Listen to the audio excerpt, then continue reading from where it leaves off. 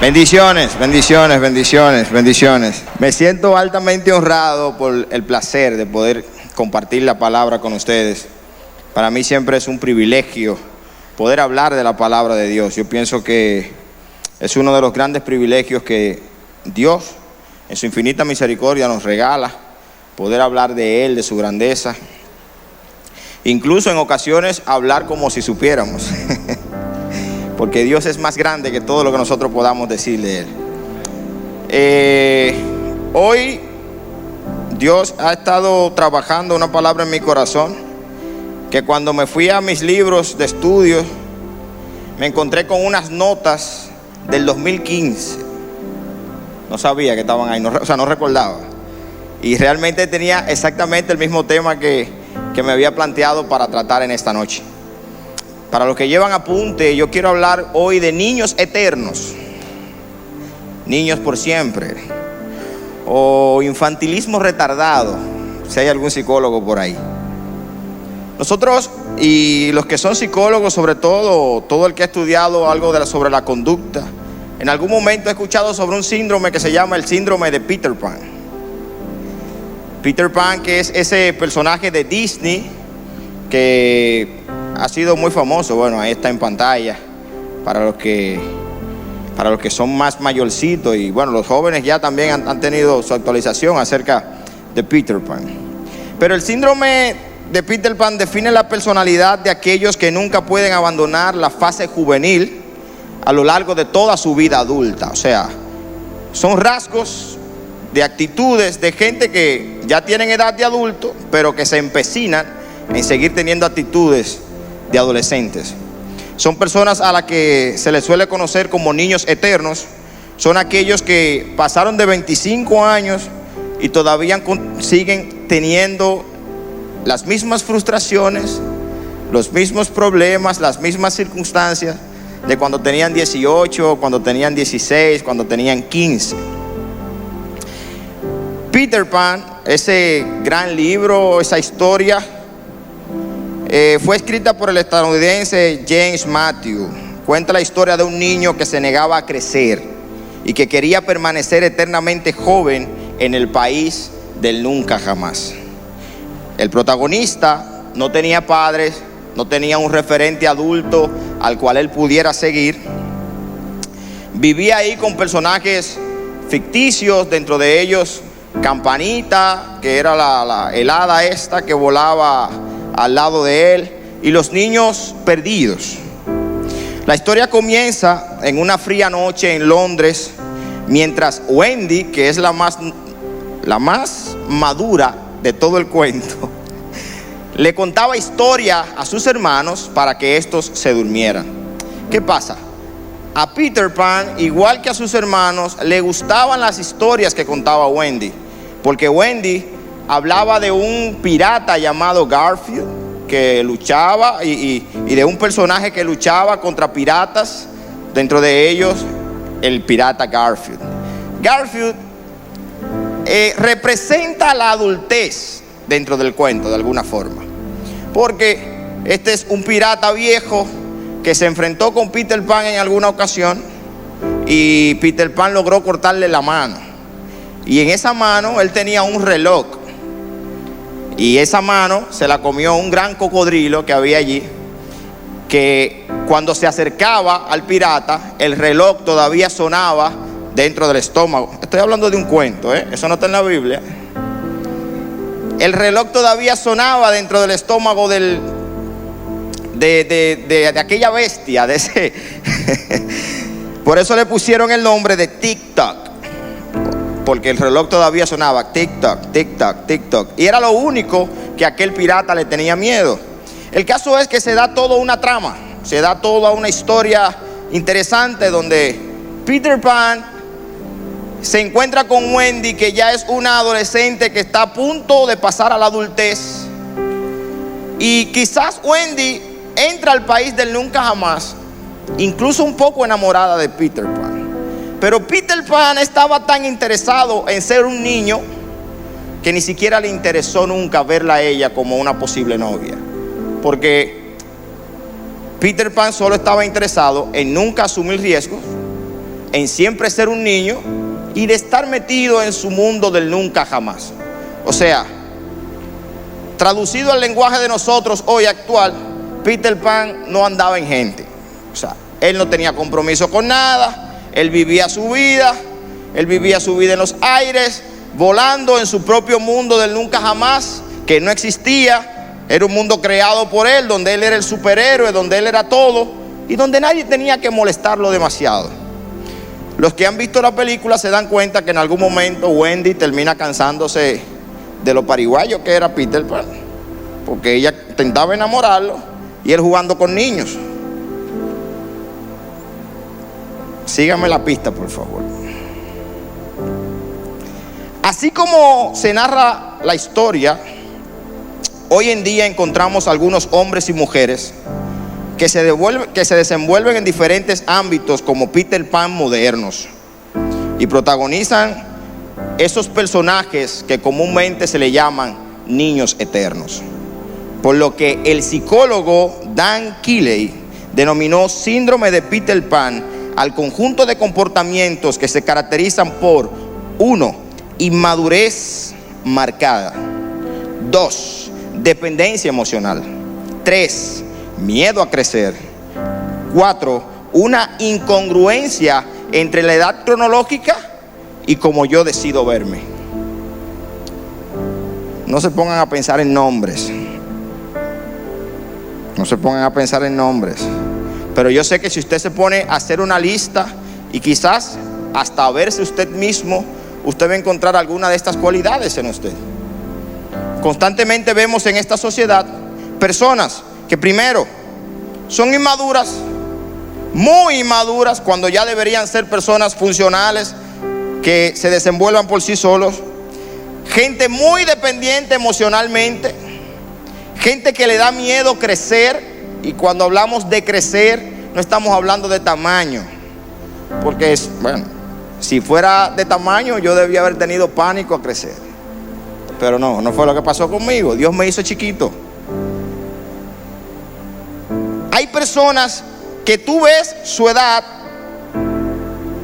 y te dicen: yo tengo 50 años, pero su comportamiento, como se manejan en la vida, como enfrentan las situaciones de la vida, parecen niños de 15 y de 18.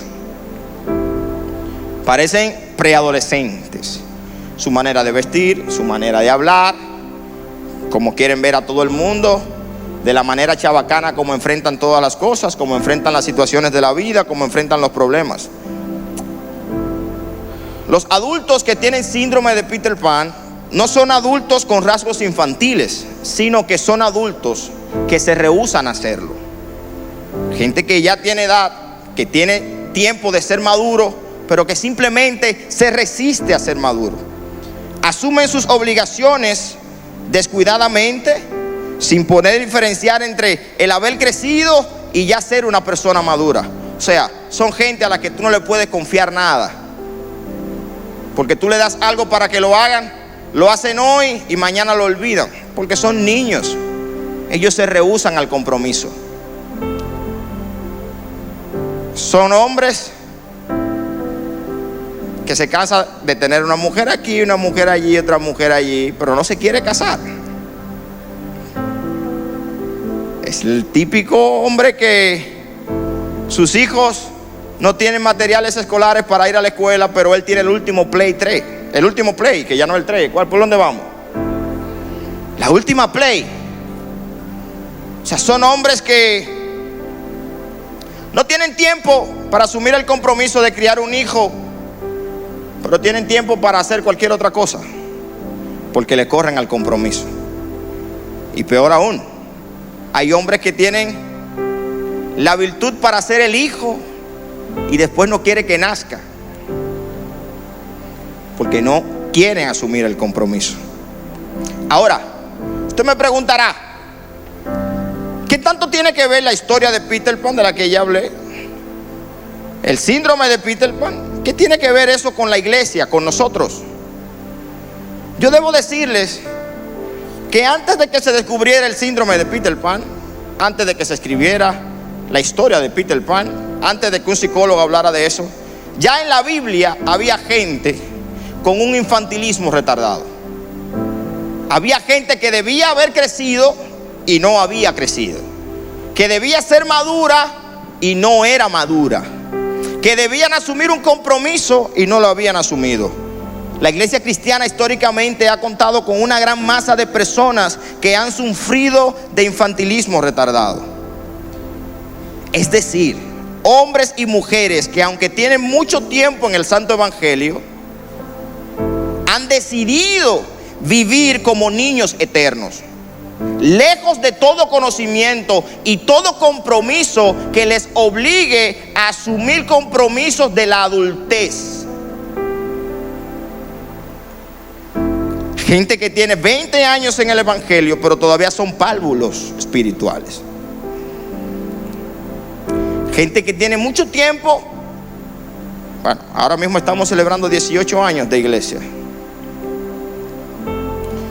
Gente que probablemente ya cumplió la mayoría de edad aquí, pero todavía siguen siendo tan inmaduros como hace 10 años, como hace 5, como hace 11 años.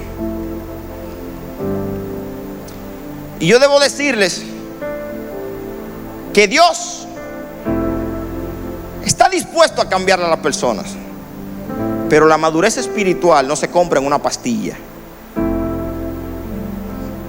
ni existe un milagro para alcanzarla, ni basta con una palabra de un predicador, ni basta con una oración poderosa. Para alcanzar la madurez espiritual hay que tener disciplina. Disciplina en muchos términos. Y aunque ustedes crean que yo no iba a leer la Biblia, sí la voy a leer. Hebreos capítulo 5, versículos 11 al 14. Lo voy a leer en 2 versiones: en la Santa Reina Valera y en la Nueva Traducción Viviente. Hebreos capítulo 5, del 11 al 14. Acerca de esto tenemos mucho que decir, pero es difícil de explicar por cuanto os habéis hecho tardos para oír. Debiendo ser ya maestros después de tanto tiempo, tenéis necesidad de que se os vuelva a enseñar cuáles son los primeros rudimentos de la palabra de Dios. Y habéis llegado a ser tales que tenéis necesidad de leche y no de alimento sólido. Todo aquel que participa de la leche es inexperto en la palabra de justicia, porque es niño. El alimento sólido es para los que han alcanzado madurez, para los que por el uso tienen los sentidos ejercitados en el discernimiento del bien y del mal. Vamos a traducir eso a un español más cercano ahora. Dice la Nueva Traducción Viviente: nos gustaría decir mucho más sobre este tema, pero es difícil de explicar, sobre todo porque ustedes son torpes espiritualmente y tal parece que no escuchan. Hace tanto que son creyentes que ya deberían estar enseñando a otros. En cambio, necesitan que alguien vuelva a enseñarle las cosas básicas de la palabra de Dios. Son como niños pequeños que necesitan leche y no pueden comer alimento sólido. Pues el que se alimenta de leche sigue siendo bebé y no sabe cómo hacer lo correcto. El alimento sólido es para los que son maduros, los que a fuerza de práctica, repito eso, el alimento sólido es para los que son maduros, los que a fuerza de práctica están capacitados para distinguir entre lo bueno y lo malo. Por el tono en el que se escriben estos versos, la comprensión acerca de los principios básicos del Evangelio de los hebreos parece que estaba un poco embotada. La palabra que incluso muestra la Biblia y que la Biblia nuestra traduce como tardos para oír, para escuchar, es una palabra que quiere decir mente lenta, una mente obtusa, una gente torpe para entender, dura de oído y distraídos para retener. Quiero poner eso en contexto. La carta a los hebreos se escribió aproximadamente entre el 65 y el 70 después de Cristo. Se le escribió a los judíos que estaban siendo perseguidos, que estaban en la dispersión. Era gente que había conocido la fe de Cristo, pero que por las persecuciones y por todas las circunstancias que estaban viviendo, estaban considerando seriamente volver al judaísmo. O sea, devolverse, abandonar a Cristo porque la cosa se puso difícil y regresar a lo que ellos hacían antes. Por eso nos encontramos que el autor de los Hebreos, cuando usted comienza desde el capítulo 1, comienza hablando acerca de Jesús y de qué manera Dios se nos presenta a la humanidad a través de Jesús. Dice un versículo ahí famosísimo que Dios, habiendo hablado muchas veces a través de los profetas, después nos habló a través de su propio Hijo Jesús. Y encontramos al autor de los Hebreos hablando que Jesús era superior que Moisés, hablando de que Jesús era superior que el templo, hablando de que Jesús era superior a los ángeles, y hablando de cómo Jesús, que es lo que estaba pasando en el capítulo 4, era sacerdote según el orden de Melquisedec. O sea, el autor de Hebreos está haciendo un énfasis especial para que sus oyentes pudieran aumentar su fe y saber que a pesar de lo que estaban viviendo, tenían que seguir firmes en Jesucristo, porque era la única vía de salvación. Por lo que a mí me llama poderosamente la atención, porque entonces en este capítulo 5 el escritor como que se desesperó y venía hablándoles una serie de cosas que son el ABC del evangelio, y él como que se desespera y termina diciéndole: miren, yo quisiera decirles más cosas, pero no puedo decirle más, porque ustedes ya deberían saber eso y tener la capacidad de enseñárselo a otros, y yo tengo la necesidad de volver a repetírselo. O sea, ustedes ya debiendo ser adultos, todavía tienen problemas de niños, de infantes. Cuando deberíamos estar hablando de otros temas, todavía tenemos que estar diciéndoles que Cristo murió en la cruz por ustedes. Eso es lo que está diciendo el autor de Hebreos. Hay que volver a explicarle a ustedes que el sacrificio de Jesús es el único que salva. O sea, hay que volver a hablarles de lo mismo. Y ahí estaban hablando de gente que ya debía ser adulta, pero que se resistía a salir de su pequeño mundo del nunca jamás. Porque una de las cosas que hace el enemigo, y ha hecho el enemigo por tiempos en la iglesia, es crearnos un pequeño mundo del nunca jamás, una pequeña burbuja donde lo que sucede ahí es lo que es bueno para mí, pero yo no quiero ser de los que hacen eso que está ahí adentro. Yo solo quiero ser de los que consumen lo que se hace ahí adentro. Por mucho tiempo el enemigo ha logrado poner en nuestras mentes que, por ejemplo, estudiar la palabra de Dios, ¿para quién es? ¿Quiénes tienen la responsabilidad de estudiar la palabra de Dios? Los pastores, los evangelistas, los que usan el micrófono. Por eso los que van al seminario bíblico, en su mayoría son los que quieren ser pastores. Por eso yo soy el fruto de uno. Pero por eso Satanás ha logrado desconectarnos de las escrituras. Porque ¿quién estudia la Biblia? Yo, porque quiero predicarla. E incluso algunos que la predicamos solo la estudiamos cuando la vamos a predicar. Y no funciona así. En la iglesia primitiva la gente se juntaba a estudiar las escrituras. Nosotros pensamos que siempre ha sido un culto como este, que siempre ha habido luces, que siempre ha habido un escenario. No existía en la Biblia. No existían los cristianos perseguidos por los romanos.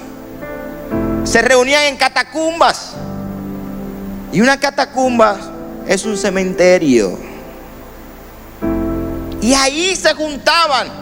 Y Hechos capítulo 2 dice que los cristianos del momento perseveraban en el partimiento del pan, en la comunión unos con otros y en el conocimiento o estudiando lo que decían los apóstoles.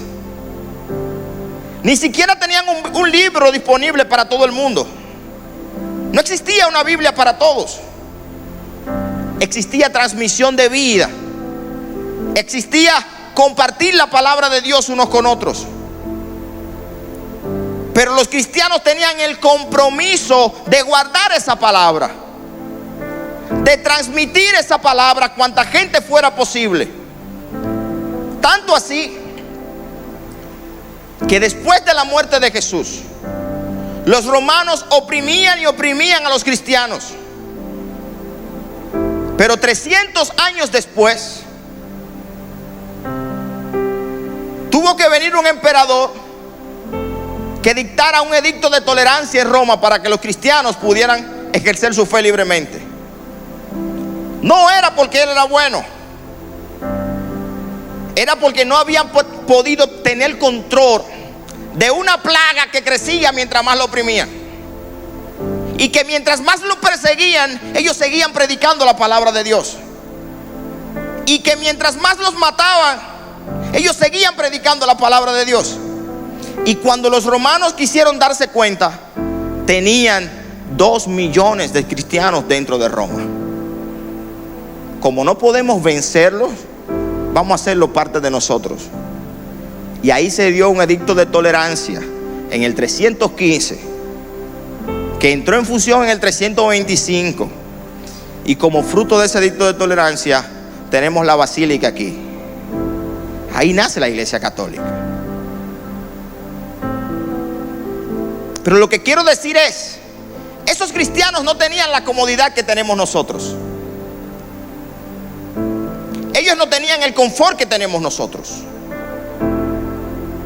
No le exigían solamente que viniera domingo y miércoles a la iglesia, pero tampoco podían salir bonitos y decir: voy en familia para la iglesia, porque estaban siendo perseguidos.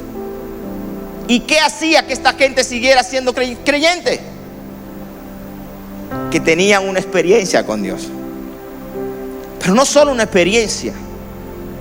El apóstol Pedro dice en una ocasión: nosotros tenemos la palabra profética más segura. Que no era la palabra profética que había dado un profeta de poder en la iglesia. Era que ellos habían visto a Jesús morir en la cruz del Calvario y resucitar al tercer día. Y esa verdad los mantenía a ellos firmes a pesar de. Porque entonces en la iglesia de hoy hay tantos adultos con actitudes de adolescentes espiritualmente.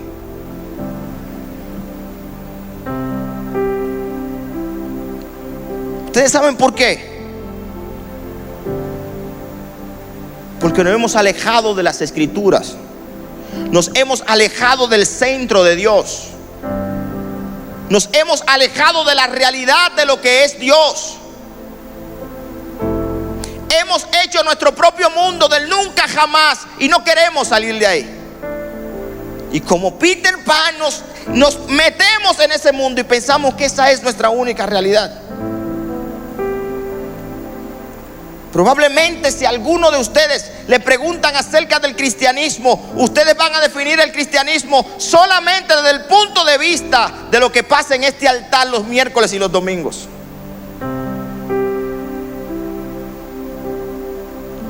Eso está bien, pero Dios es más que eso. Dios es más que eso, pero no solo para mí. Dios es más que eso para todos. De hecho, una de las realidades que tenemos que vivir es que ya los predicadores ni siquiera queremos de hablar de cosas como estas,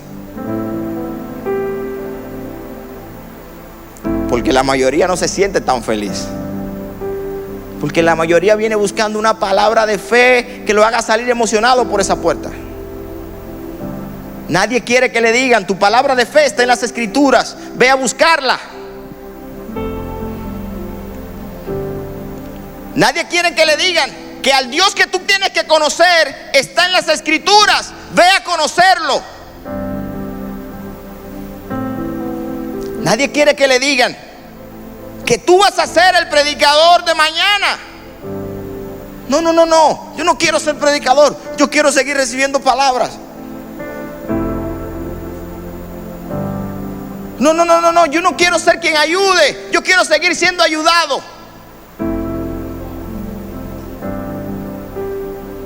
Nos hemos convertido en cristianos oración dependientes.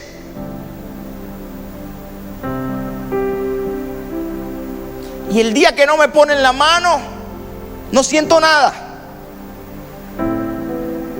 El día que no cantan la canción que a mí me gusta, no siento nada.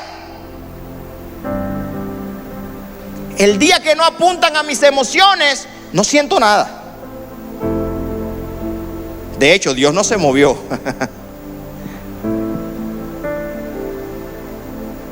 Porque estamos siendo niños eternos espiritualmente. Y es el autor de Hebreos que dice: ustedes, debiendo ser maestros, tienen necesidad todavía de leche y no de viandas, no de comida fuerte. Yo le pregunto a ustedes, los que son padres, ¿cómo usted se sentiría preparándole un biberón de leche a su pequeño hijo de 18?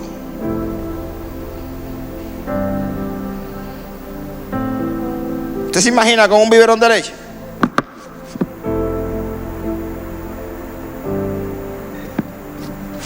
Preparándolo con las dos manos, de este tamaño. ¿Cómo usted se sentiría teniendo un hijo de 18 que todavía tenga que dormir con pamper y tenerle un bobo cerca?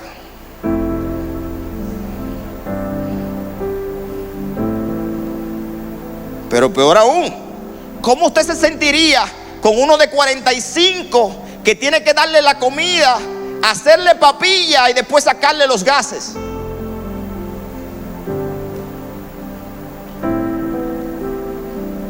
¿Cómo usted se sentiría con uno de 30 que usted le pagó la universidad, él la vio, la olvidó, usted le dio los medios para que aprenda, pero él decidió no aprender y solamente quiere vivir en un rincón de su casa, escuchando escasamente las palabras que usted dice, para la mayoría de las veces desobedecerla?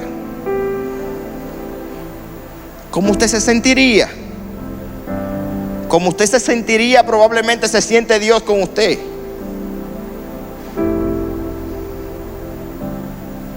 Porque Dios está pendiente de nuestros frutos.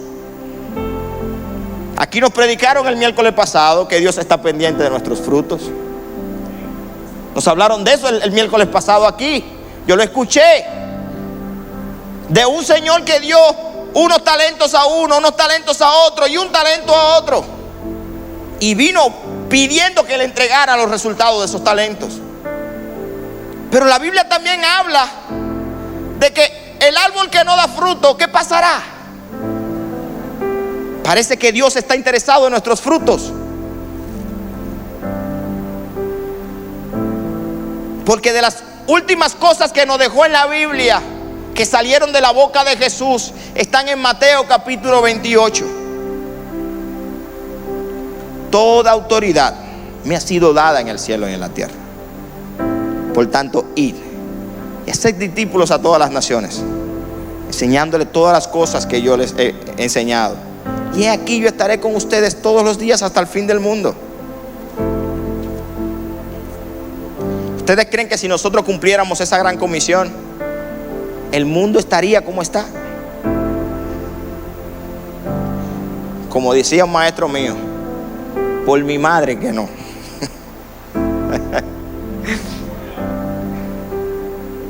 Tenemos que dejar de ser párvulos espirituales. Mi niño tiene 5 años, va a cumplir 6 ya. Cuando él tenía meses, me decía papi upa, yo lo cargaba. Cuando tenía 1 año me decía papi upa, yo lo cargaba. Con 2 años yo lo cargaba. Con 3 lo cargaba. Con 6, y lo gordito que está ahora, si está malo yo lo cargo. Porque la gente tiene que evolucionar en el tiempo. Mientras tú creces, las cosas van a ir cambiando, las responsabilidades tienen que cambiar. Y por ejemplo, yo sé que aquí hay gente nueva de la iglesia que llegó, que está haciendo sus clases de líderes, que está queriendo aprender, que está queriendo insertarse, servir, ayudar. Sí, pero también sé que hay gente de años que no ha querido insertarse, que no ha querido caminar. Y todavía hoy, en las iglesias cristianas, la famosa ley de Pareto del 80-20, de que el 20% hace el trabajo del 80%, es una gran realidad. No puede seguir siendo así. Tenemos que asumir nuestro compromiso como creyentes. Si decidimos decir que sí al sacrificio de Cristo para yo ser salvo, yo tengo el compromiso de hacer que ese sacrificio no muera en mí. Yo no puedo estancar eso en mí. Eso tiene que seguir. Y la iglesia de Cristo es eso. Es una empresa que lo que crea es creyentes. Que lo que sale de aquí es creyentes. Creyentes que infectan a otros. Y creyentes que siguen infectando y que siguen infectando y que siguen infectando. Imagínense ustedes que en la iglesia de Jesús tuvo una iglesia de ¿cuánto? De 12. Sus discípulos. Uno de ellos, ya sabemos lo que pasó. 11. Imagínense que los 11 apóstoles que quedaron hubieran tenido la actitud de nosotros hoy.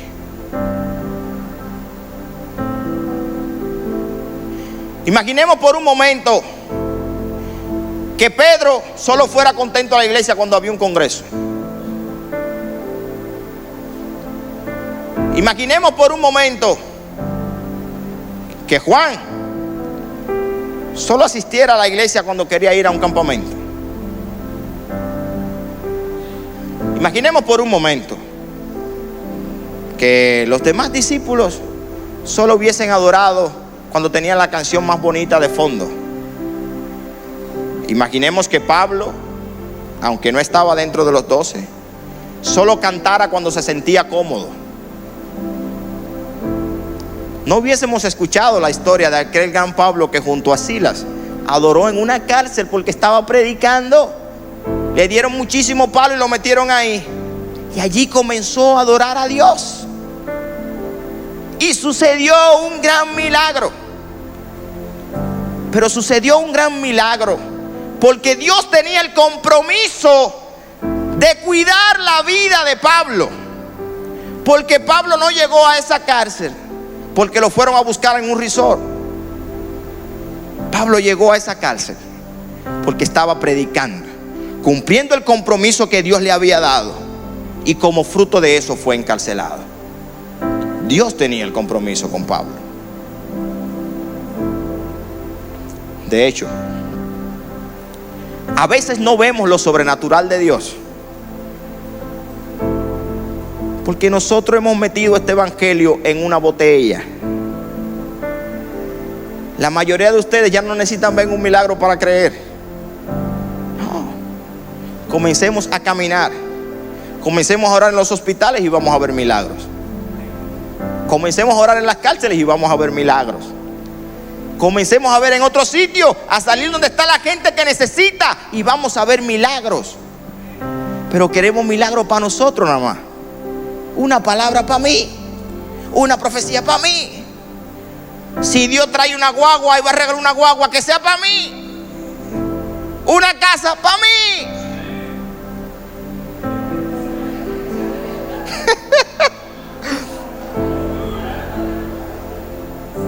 Yo no estoy diciendo que esté malo pedir eso a Dios. Lo que estoy diciendo es que no puede ser lo único.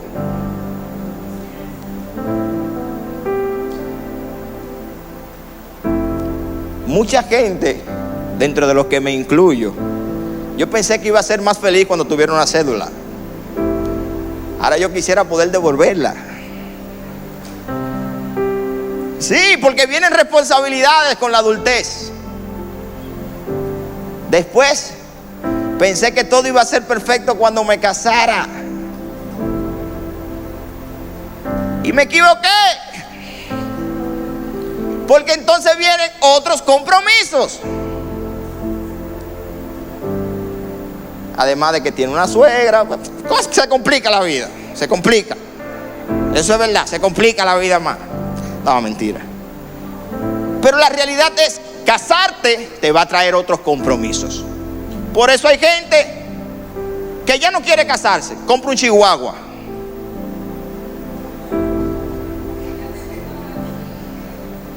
Y no se da cuenta que el chihuahua también te va a complicar la vida.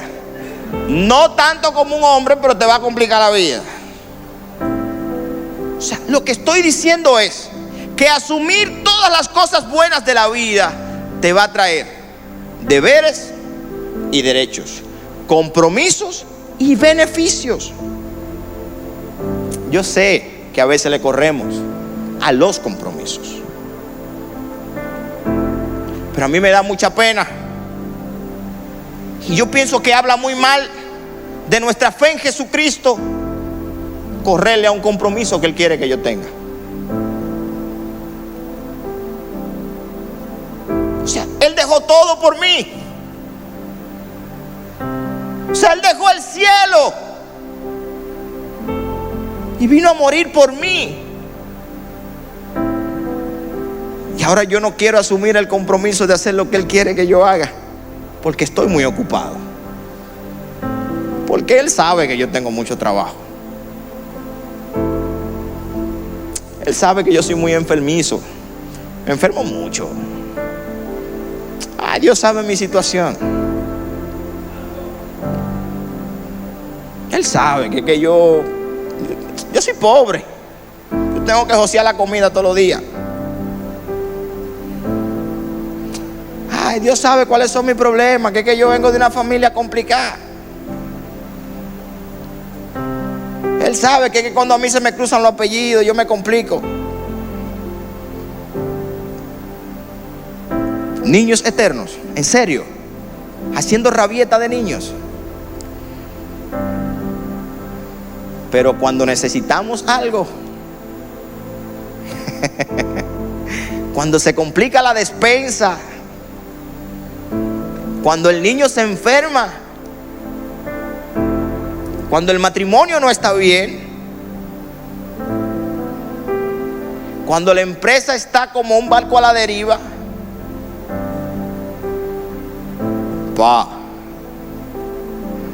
papi, Dios mío, aquí está tu hijo.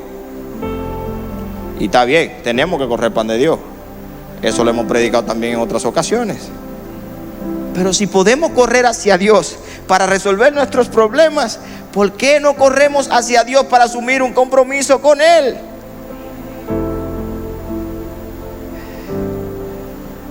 Dice el autor de Hebreos, y yo lo voy a repetir: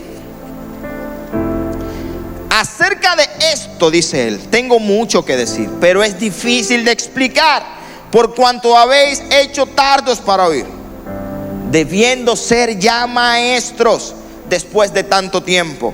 Tienen necesidad de que se les vuelva a enseñar cuáles son los primeros rudimentos de la palabra de Dios.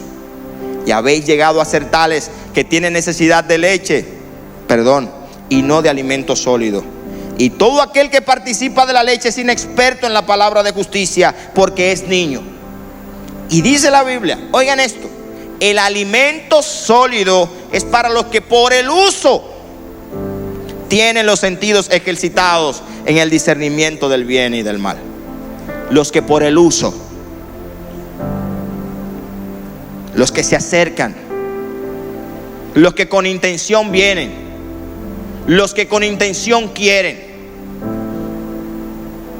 Por eso usted ve que también el que llega a la iglesia y se decide pasa de feto a adulto en una semana. Y después usted ve gente que tiene 20 años en el mismo lugar y dice, ¿y qué es lo que se cree este? Nada, que le creyó a Dios y le dio para adelante. Tú tienes 20 años, pero tú tienes 20 años ahí no creyendo. Él no sabe, él sabe menos que tú. Él no sabe dónde se prenden los bombillos, pero él viene y dice, ¿qué es lo que hay que prender los bombillos? ¿Dónde que están? Abajo del asiento, ¿dónde que están? Vamos a prender los bombillos. Y yo te voy a decir algo, cuando Dios quiera usar uno, va a usar a ese que no sabe dónde están los bombillos, y a ti te va a dejar tranquilo.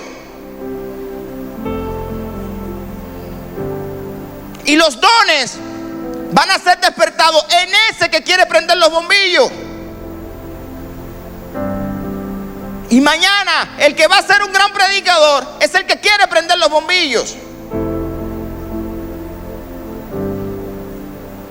Mañana el que va a ser bendecido por Dios es el que quiere prender los bombillos.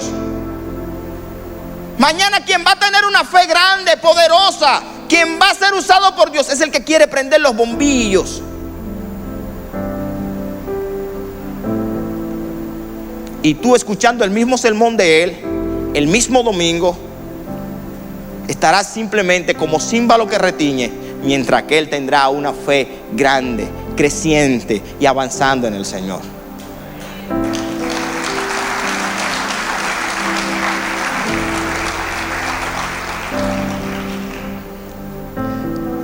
Yo sabía que hoy iba a ser una noche no tan alentadora,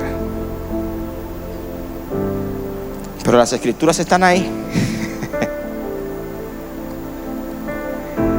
Y yo tengo algo. Yo digo lo que Dios me pone en el corazón. Y yo no soy como los predicadores que dicen, no, eso no es para aquí. No. A alguien Dios le está hablando. Usted sabrá la decisión que tiene que tomar con Dios. Usted sabrá las cosas que tiene pendiente con Dios. Ahora, yo sé y yo puedo testificar que Dios se compromete con los que se comprometen con Él. Y yo no estoy hablando, ojo, de bendiciones económicas. Yo no estoy hablando de eso. Las bendiciones económicas vienen por un principio básico. La pastora del domingo lo decía, el pastor del domingo lo decía. Diezmos y ofrendas es un principio. Lo hace usted, lo hago yo, lo hace de corazón, usted va a ser bendecido. Ahora, usted puede ser todo lo bendecido económicamente que sea. Y eso no necesariamente me está diciendo a mí que usted está viviendo una vida cerca de Dios. ¿Estamos claros? ¿Estamos claros en eso? Y de lo que yo estoy hablando es de comprometernos con Dios, de tal manera que mi tiempo, mi vida, lo que soy, le pertenezca a Él. Y que Dios sabe que cuenta con un hijo adulto que le puede entregar una responsabilidad y que Él la va a cumplir. Que Él la va a cumplir. No uno que se le entregue una responsabilidad. Pedrito, te toca el cultural, señor. ¿Ustedes se acuerdan del cultural? Wow. Te toca el cultural el sábado que viene. Pasa el jueves, el día de mañana. Pasa el viernes. Y Pedrito el sábado a las 7:30 se le presenta algo, porque no tiene compromiso. Porque no tiene compromiso. A los que no tienen compromiso, cualquier cosa se les presenta. A los que no se comprometen, cualquier excusa es válida para no hacer lo que tienen que hacer. Yo siempre le digo a mi esposa, y yo se lo he dicho a algunas personas, yo nunca he llegado tarde a ningún sitio. Yo no llego tarde a los sitios.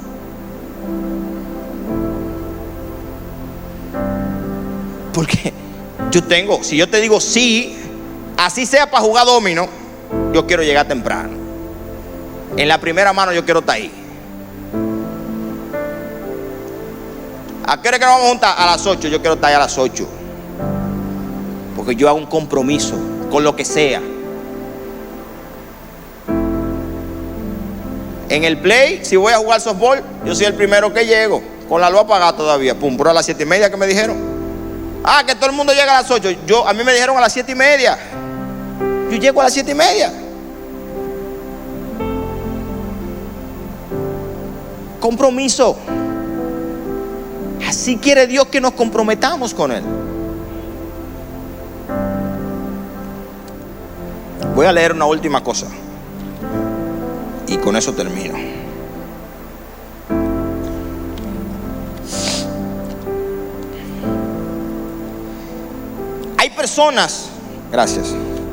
Hay personas que no han crecido en su conducta. Se le puede perdonar a un niño que se chupe el dedo o que coja una rabieta. Pero hay muchos que tienen aspecto de adultos y hacen muchas cosas como niños. Los casos de falta de desarrollo son patéticos. El mundo está lleno de gente cuya vida espiritual se ha detenido. Dejaron de aprender hace años y su conducta espiritual es la de un niño. Es verdad que Jesús dijo que el espíritu de un niño es la cosa más grande del mundo, pero hay una diferencia tremenda entre la auténtica actitud de la infancia y el infantilismo. Peter Pan es un personaje encantador en los cuentos, pero la persona que se niega a crecer, eso es un asunto que da grima, que da miedo. Cuidémonos de no seguir en la infancia espiritual cuando ya deberíamos haber alcanzado la etapa de la adultez. No podemos seguir viviendo como Peter Pan dentro de la iglesia. Ya deja de negarte a asumir responsabilidades para Dios.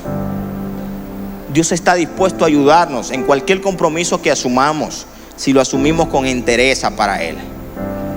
Él está dispuesto a acompañarnos. Esta es su obra, no la nuestra.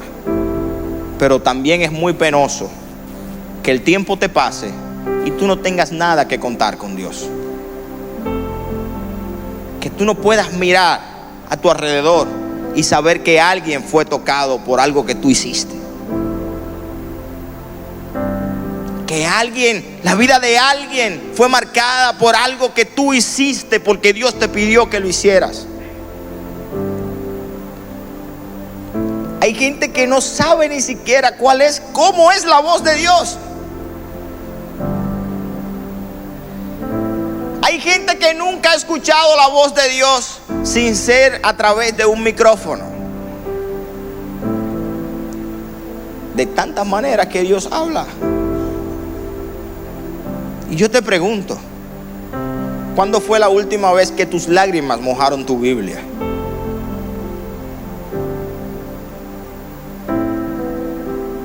¿Cuándo fue la última vez que anotaste algo que Dios te dijo a ti en tu habitación? ¿Cuál fue el último libro que te leíste que te movió el piso?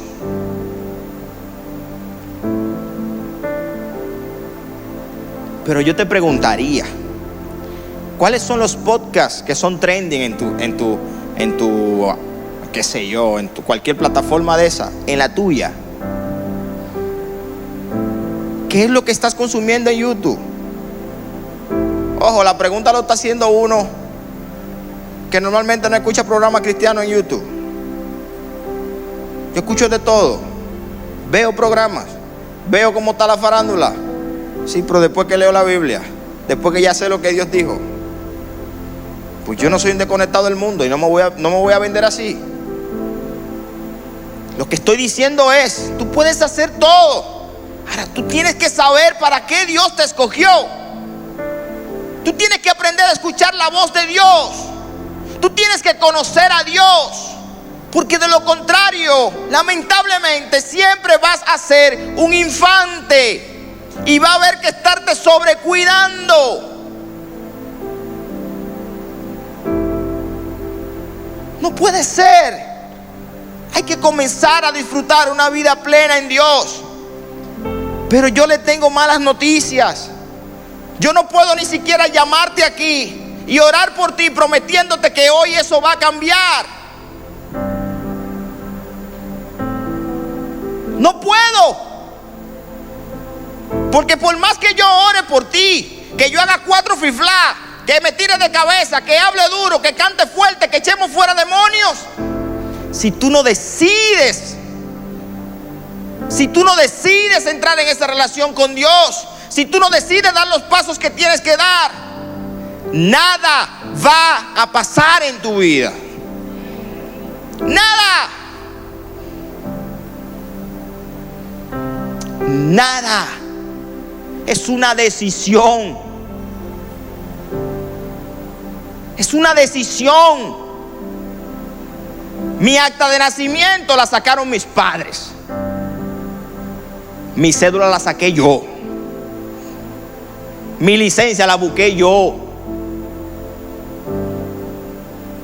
¿Se entiende? Concho, está bien. Llegaste al evangelio, no sabes nada. Te pusimos una ruedita, como la bicicleta de los niños. Sí, te pusimos una ruedita. Güey, pero ya tú eres aro 25. ¿Cuánto te vamos a quitar la ruedita?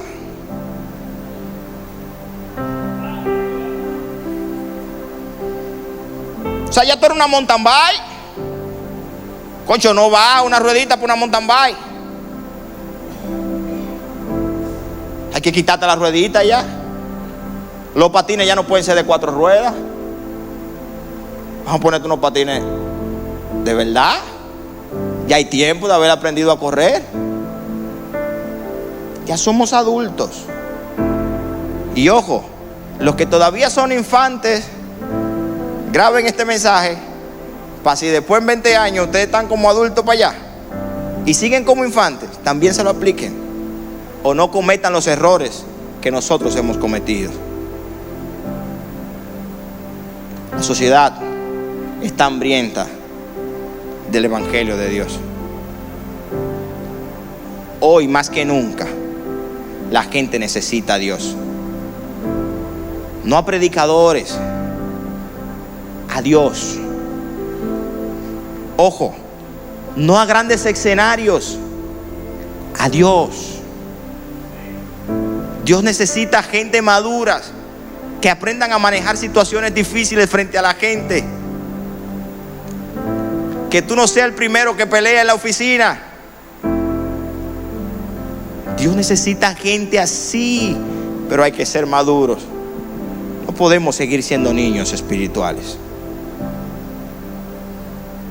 No podemos seguir siendo niños espirituales. Hay que avanzar en Dios. Hay que caminar en Dios. No podemos depender solo de la palabra del domingo y del miércoles. Hay que seguir una relación constante con Dios. Pónganse de pie, por favor.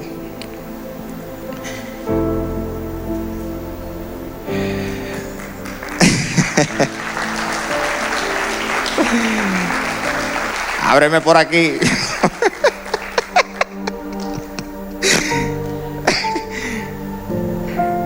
Yo quiero preguntar en primera instancia, en medio de este gran pleito, usted que está ahí, ¿usted quisiera tener a Jesús como su amigo, como su Señor? con ustedes hay más tiempo para crear ese adulto que Dios quiere formar para que brille en años. ¿Hay alguien aquí que quiera asumir el compromiso con Dios de decirle: te entrego mi vida, te entrego mi corazón para que tú la construyas y me hagas ese adulto que el chiquito ese habló? ¿Hay alguien que quiera a Jesús?